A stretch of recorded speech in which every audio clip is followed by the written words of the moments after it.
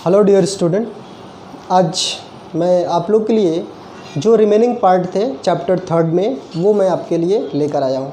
ठीक है, तो हमने ठीक है आपको बहुत सारी चीज़ इसमें पढ़ चुके थे। ठीक है, 3rd नंबर तक हम इसमें कंप्लीट कर चुके थे और 4th नंबर आपका आता है बेटा टेफ्लॉन। ठीक है, जो बच्चे नहीं पढ़े हैं वो साइट पे जा कर के वहाँ पे वीडियोस पड़े हुए हैं, वहाँ से आप देख सकते हो। ठीक है, मैं यहाँ के जो रिमेनिंग पार्ट है वो मैं आपको बताने जा रहा हूँ बेटा।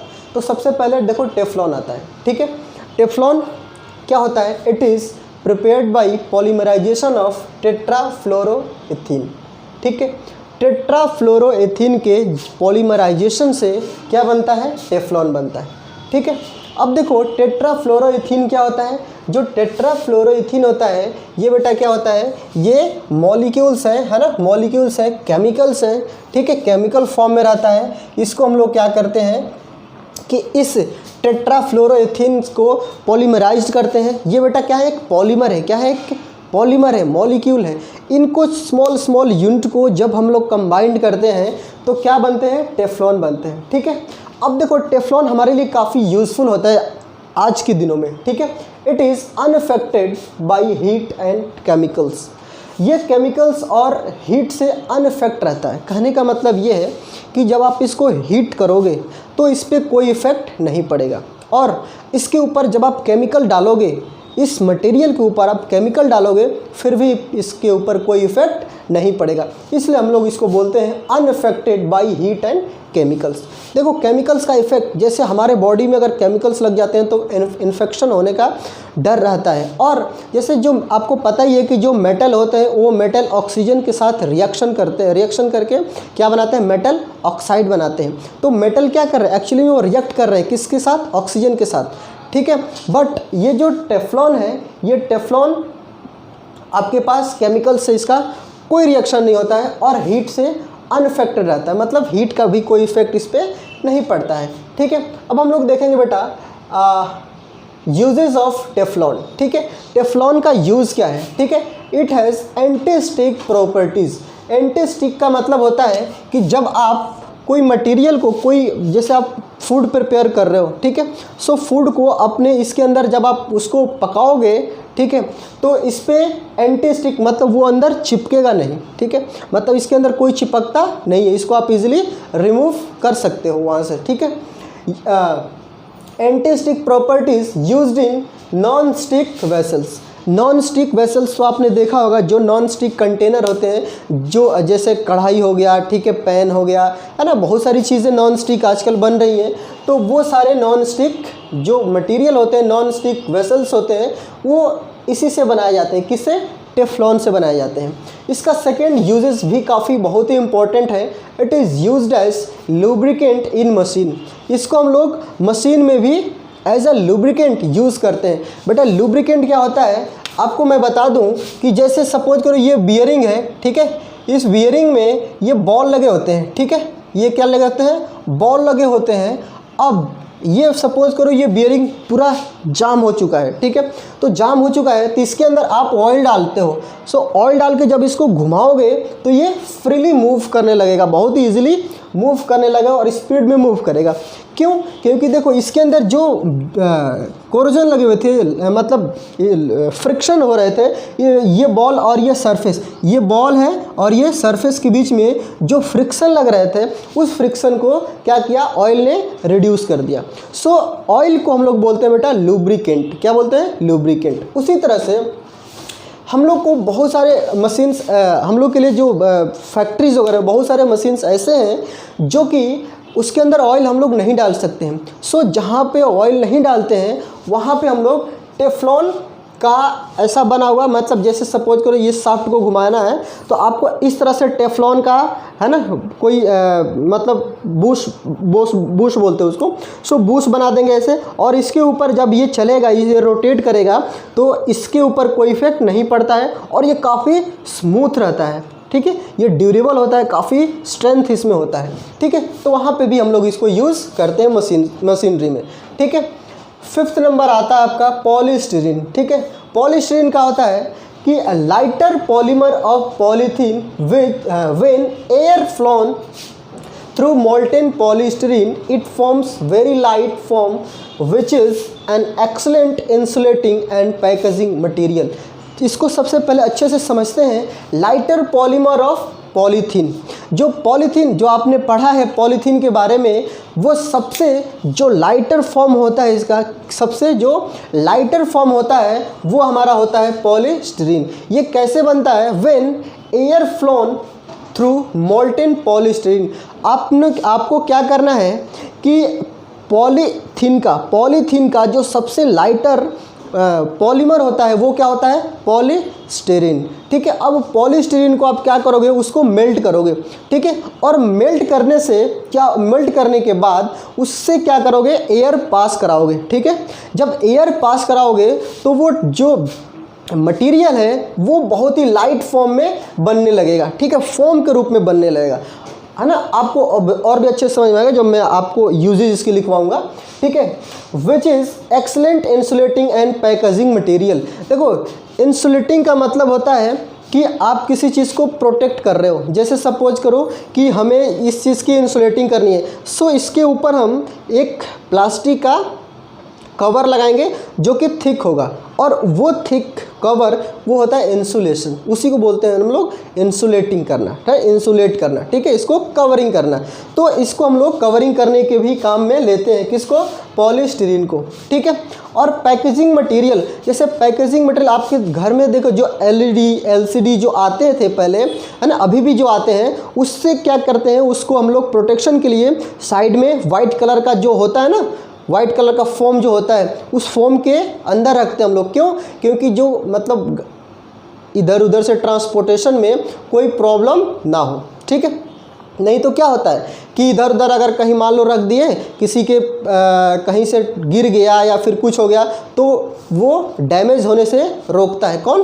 टेफ्लॉन। ठीक है, जैसे सेलफोन हो गया, तो सेलफोन में क्या होता है कि सेलफोन में देखते हो कि बहुत ही प्रोटेक्शन के साथ सेलफोन को रखा जाता है। ठीक है, तो इस तरह से हम लोग उसको यूज़ करते हैं। किसको? पॉलीस्टीरीन को। ठीक है, अब हम लोग देखेंगे यूजेज ऑफ पॉलीस्टीरीन। ठीक है, तो यूजेज ऑफ पॉलीस्टीरीन में सबसे पहला पॉइंट हम लोग देखेंगे। हम लोग फर्स्ट देखेंगे यूजेज ऑफ टेफ्लॉन में, है ना। सबसे पहला in insulating refrigerator and cold store. ठीक है, जब आपको पता है कि जो रेफ्रिजरेटर होता है ना, रेफ्रिजरेटर का जो अंदर का टेम्परेचर होता है वो काफ़ी लो होता है जब हम स्टार्ट करते हैं। ठीक है, बट वो जो लो टेम्परेचर होता है उसको हमारे एनवायरनमेंट में कैसा है? उससे हाई टेम्परेचर है। तो अगर हम लोग कुछ स्पेशल टाइप का मटेरियल उसको इंसुलेट नहीं करेंगे, उसको कवर नहीं करेंगे फ्रिज को, तो क्या हो जाएगा कि वो हीट ट्रांसफ़र हो जाएगा और बहुत ही टाइम लगेगा, है ना, रेफ्रिजरेटर को कोई चीज़ ठंडा करने में, या इलेक्ट्रिसिटी बिल काफ़ी लगेगी। ठीक है, उसको हम लोग इन्वायरमेंट से प्रोटेक्शन देने के लिए हम लोग एक ऐसा मटेरियल यूज़ करते हैं जो कि इन्वायरमेंट से उसका कनेक्शन ना रहे। ठीक है, टेफ्लॉन उसके बीच में जब फ्रिज बनाते हैं तो उसके बीच में, जिसे ये आपके मेटल के बने हैं, ये भी इधर के मेटल के, और बीच में टेफ्लॉन डाल देते हैं। वो क्या करता है बेटा कि वो हीट रेजिस्टेंस होता है, मतलब हीट को नहीं बाहर से अंदर जाने देता है और नहीं अंदर से बाहर आने देता है। ठीक है, तो वो बहुत ही यूज़फुल होता है। और कोल्ड स्टोर, आपको पता ही है कोल्ड स्टोर जब बनता है तो कोल्ड स्टोर क्या होता है? अंदर बहुत ही ठंडा होता है, अंदर बहुत ठंडा किया जाता है और बाहर इन्वायरमेंट गर्म होता है। तो ऐसा किया जाता है कि बाहर से, है ना, मतलब अंदर का जो हीट है वो बाहर से ट्रांसफ़र ना होने लगे, मतलब बाहर वाला हीट अंदर ना आने लगे। ठीक है ना, क्योंकि हीट हायर टेम्परेचर से लोअर टेम्परेचर फ्लो होता है, तो बाहर से टेम्परेचर कहाँ आने लगेगा? अंदर आने लगेगा। तो हम लोग इंसुलेट करते हैं उसको। क्या करते हैं? इंसुलेट करते हैं। किसको? कोल्ड स्टोर को, ताकि वो जितना हम लोग कोल्ड कर रहे हैं, उसको ठंडा कर रहे हैं, वो उतना ठंडा हमेशा बना रहे। ठीक है, second one is in making container which are used as ice box. आपने देखा होगा आइस बॉक्स जो होता है, आइसक्रीम जिसके अंदर रखते हैं, तो आप लोगों ने देखा होगा कि ये मोटी लेयर होती है, ठीक है, और वाइट कलर की होती है। बेटा वो वाइट कलर का टेफ्लॉन होता है, ठीक है। वो टेफ्लॉन क्या करता है, सेम कोल्ड स्टोरेज वाली वो भी प्रॉपर्टी होती है, बाहर से हीट ट्रांसफ़र नहीं होने देता है अंदर की तरफ, ठीक है। Third one is use for packaging expensive item such as cell phone, TV. जब आप सेलफोन और टीवी या फिर बहुत सारे एलईडी टीवी हो गया, है ना, ये सब एक्सपेंसिव चीज़ें जब आप पैकेजिंग करते हो तो उसको ऐसा डैमेज ना हो, इससे बचाने के लिए टेफ्लॉन साइड में रख देते हैं, इस साइड, इस साइड, इस साइड, इस साइड, ताकि वो अच्छे से उसका प्रोटेक्शन हो सके, ठीक है। सो बहुत ही यूजेस हैं इसके, ठीक है। अब हम लोग पढ़ेंगे बेटा कि damage caused by plastic waste, ठीक है।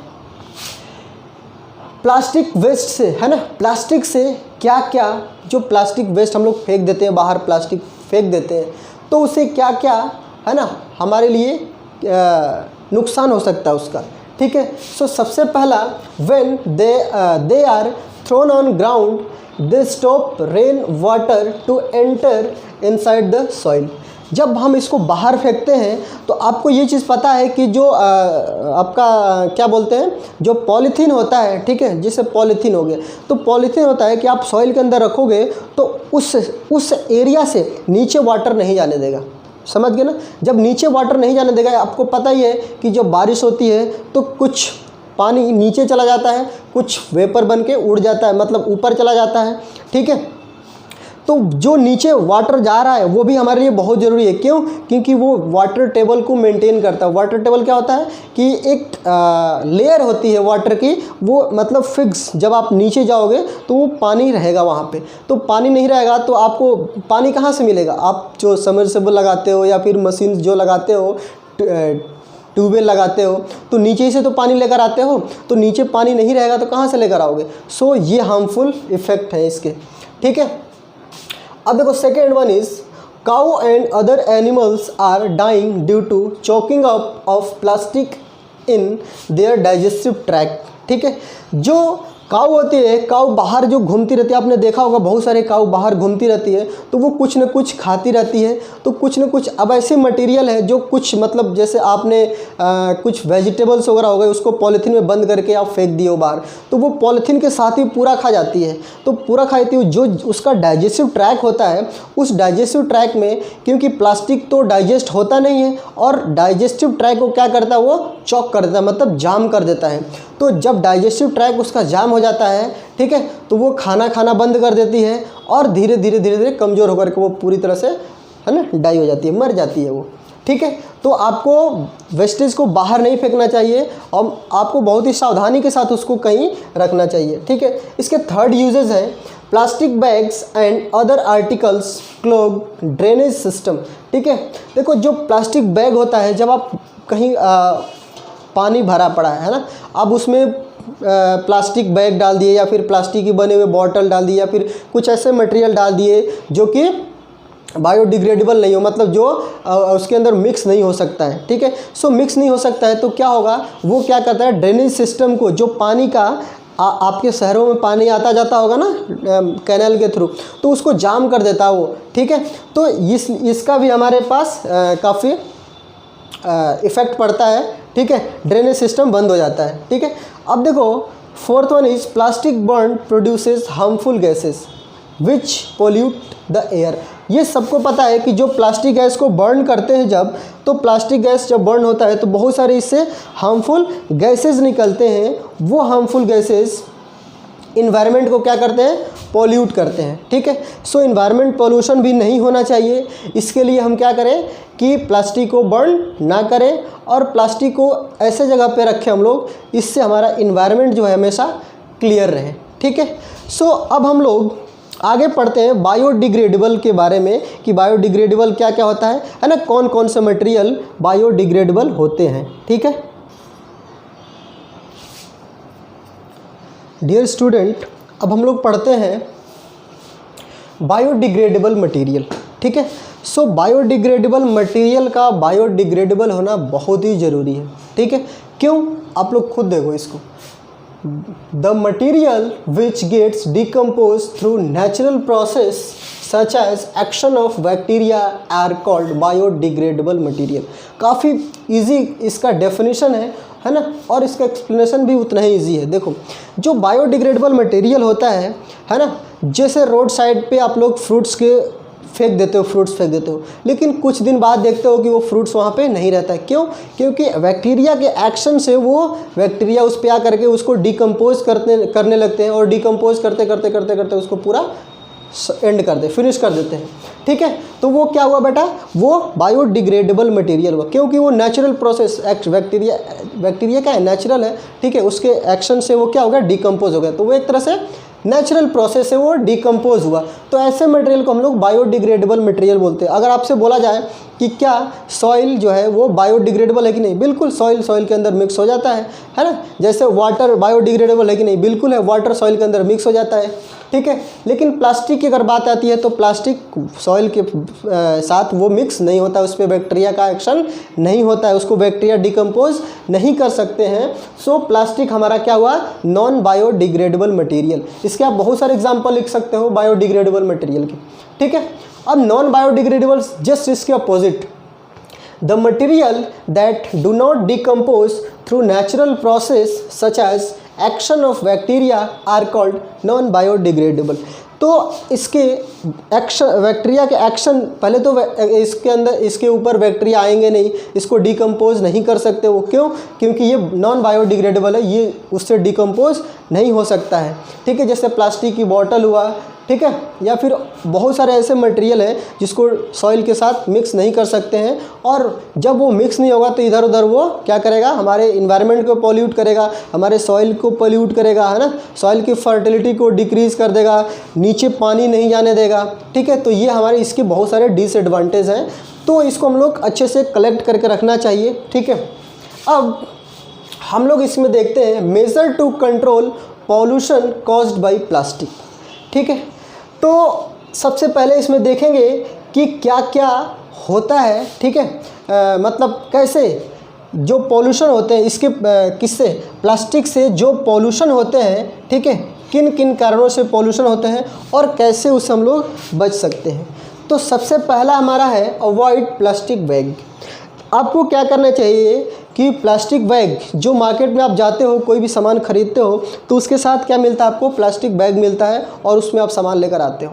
ठीक है, तो सामान जब लेकर आ जाते हो तो उस प्लास्टिक का बाहर इधर उधर लोग फेंक देते हैं। ठीक है, तो फेंक देते हैं, वो तो हमारे लिए कहीं नॉन बायोडिग्रेडेबल है, सो वो कहीं ना कहीं हमारा इन्वायरमेंट पॉल्यूट करेगा, हमारी आसपास की जगह को क्या करेगा, वो पॉल्यूट करेगा। ठीक है, क्योंकि उसके ऊपर बैक्टीरिया का एक्शन नहीं होता है, इसलिए वो डिकम्पोज नहीं होता है। ठीक है, अब आपको क्या करना है कि प्लास्टिक बैग की जगह पे क्या करना है, यूज़ जूट और कॉटन बैग। आपको जूट और कॉटन बैग को यूज़ करना है। अब देखो ये जूट बायोडिग्रेडेबल है, ठीक है, ये सॉइल के अंदर मिक्स हो जाता है, कॉटन भी हमारा सॉइल के साथ मिक्स हो जाता है, काफ़ी लॉन्ग टाइम बाद होता है, बट इससे कम इसका डिसएडवांटेज है ना, कॉटन बैग का।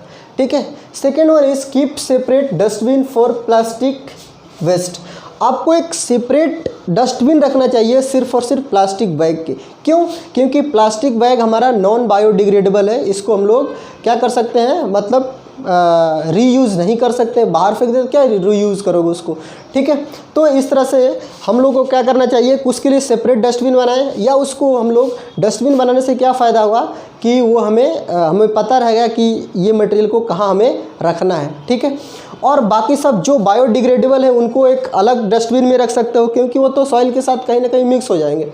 ठीक है, अब देखो थर्ड वन इज ये होगा ना second, keep separate dustbin for plastic so that it can be collected, melted and recycled. ठीक है, अब देखो आपको कलेक्ट करके रखोगे, जब आप इस चीज़ को कलेक्ट करके रखोगे तो ये क्या होगा बेटा कि ये मेल्ट करोगे, है ना, ये मेल्ट हो जाता है, और मेल्ट हो करके फिर अगेन ये चीज़ फिर से बन जाता है। मतलब प्लास्टिक का बैग आपने जब बना दिया तो जब आप उसको एक साथ इकट्ठा करके रखोगे तो क्या होगा कि उसको आप फैक्ट्रीज़ वगैरह में लेने वाले आते हैं उनको दे दो, वो फैक्ट्रीज़ में ले जाएंगे। ठीक है, उसको क्या करेंगे, मेल्ट करेंगे और फिर से उसको दूसरा कुछ बना देंगे, या फिर वही पॉलीथीन बैग फिर से बन जाएगा। ठीक है, do not throw plastic wrappers carelessly on road, it will damage sewage system. ठीक है, आप जब रैपर्स में कुछ भी खाते हो, ठीक है, पैकेट को बाहर मत फेंको। ठीक है, बाहर फेंकने से क्या हो जाएगा, जो आपका सीवेज सिस्टम है, जो रोड पे देखते हो ना इतना सारा पानी लग जाता है, क्यों लग जाता है, क्योंकि उसके जो नालियाँ बनाई गई हैं उसको वो प्लास्टिक बैग से भर गए, और प्लास्टिक बैग क्या करता है, उसको चॉक कर देता है, उसको जाम कर देता है। सो इसलिए हमें चाहिए कि उसको हम लोग अवॉइड करें इस चीज़ से। ठीक है, अब देखो सबसे इम्पॉर्टेंट इसका आता है जो आपके एग्ज़ाम में भी पूछे जाते हैं हमेशा, 4 major principle are to be remembered. जो 4 मेजर प्रिंसिपल है ना, सबसे पहला प्रिंसिपल क्या है, reduce, second one is reuse, third one is recycle and fourth one is recovered. ठीक है, अब देखो सबसे पहला रिड्यूस। सो रिड्यूस में क्या होगा कि आप जितना ज़्यादा आप जूट बैग का यूज़ करोगे, कॉटन बैग का यूज़ करोगे, उतने ही प्लास्टिक क्या होगा, रिड्यूस होगा। प्लास्टिक रिड्यूस होगा तो कौन बढ़ेगा, ये बढ़ेगा, जूट और कॉटन। तो इसको बढ़ा सकते हो क्योंकि ये नेचुरल मटेरियल है, इसको हम लोग डिकम्पोज कर सकते हैं। ठीक है, second one is reuse. Reuse मतलब बार बार उसी को यूज़ करो। अब एक बार आपके प्लास्टिक बैग के पॉलीथीन है या फिर ये चीज़ जूट बैग हो गया, उसको बार बार यूज़ करो, है ना, या फिर आपके पास प्लास्टिक भी है तो उसको बार बार यूज़ करो। ठीक है, ताकि हमें दूसरे प्लास्टिक की ज़रूरत ही नहीं पड़े। ठीक है, तो इस तरह से हमारा क्या हो सकता है, रिड्यूस हो सकता है। अगर आप रीयूज़ करोगे तो क्या हो जाएगा, रिड्यूस होगा। रिसाइकल, आप उसको इकट्ठा करो एक साथ, उसका अलग सेपरेट डस्टबिन बनाओ, उसमें इकट्ठा करो, और इकट्ठा करके उसको क्या करो, आप फैक्ट्रीज वगैरह में लेने वाले हो तो उनको दे दो, तो क्या हो जाएगा, रिसाइकल हो जाएगा। मतलब फिर से दूसरा प्रोडक्ट या वही प्रोडक्ट सेम चीज़ फिर से हो सकता है। रिकवर, है ना, रिकवर का मतलब होता है कि हमारा जो इन्वायरमेंट पोल्यूट हो चुका है, ठीक है, इतने सारे प्लास्टिक जा चुके हैं इन्वायरमेंट में, उसको हम लोग कैसे रिकवर करके अपने इन्वायरमेंट, अपने आसपास उसको साफ़ सुथरा रखें। सो ये आपका पूरा कंप्लीट होता है बेटा चैप्टर। हम लोग नेक्स्ट क्लास में, है ना, चैप्टर नंबर इसके एक्सरसाइज करेंगे। कंप्लीट एक्सरसाइज का वो वीडियो आएगा आपके पास, ठीक है, उसको देखना। उससे पहले जो आपने ये वीडियो जितने सारे देखे हैं उसको बहुत ही अच्छे से रिवाइज करना बहुत ज़रूरी है। ठीक है, सो ये चैप्टर आपका कंप्लीट होता है।